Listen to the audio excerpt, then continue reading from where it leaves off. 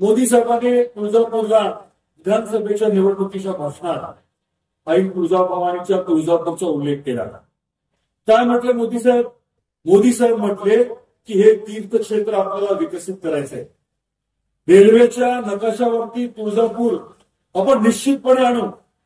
तिथे एकदा भाविक यायला लागले मोठ्या संख्येने की इथली अर्थव्यवस्था बदलेल, इथल्या भागातल्या लोकांना प्रचंड अर्थकारणाच्या माध्यमातून वृद्धिंगत झालेल्या अर्थकारणाच्या माध्यमातून प्रचंड चालना मिळेल।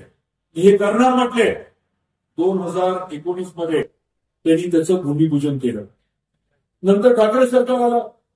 ठाकरे सरकार आल्यानंतर वारंवार मी विनंती करत राहिलो, आई तुळजाभवानीचं तुळजापूर, सोलापूर तुळजापूर धाराशिव रेल्वे मंजूर आहे।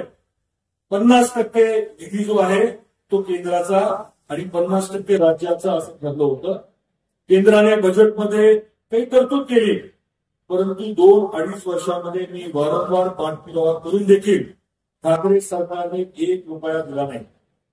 तत्कालीन जे परिवहन मंत्री होते अनिल परब साहेब, त्यांच्या विरुद्ध विधानसभेमध्ये मी वक्तव्य मांडला, परंतु शेवटपर्यंत रुपया दिला नाही। मी तुम्हाला हे का सांगतोय, कारण आपलं सरकार आलं, शिंदे साहेबांचं सरकार आलं, देवेंद्रजींचं सरकार आलं, तातडीने निर्णय झाला, राज्य सरकारचे पैसे मिळाले, टेंडरिंग झालं आणि आता अजित पवार साहेब वित्तमंत्री म्हणून अर्थमंत्री म्हणून त्यांनी पैशाची तरतूद केल्यामुळे टेंडर आता अंतिम टप्प्यामध्ये आहे।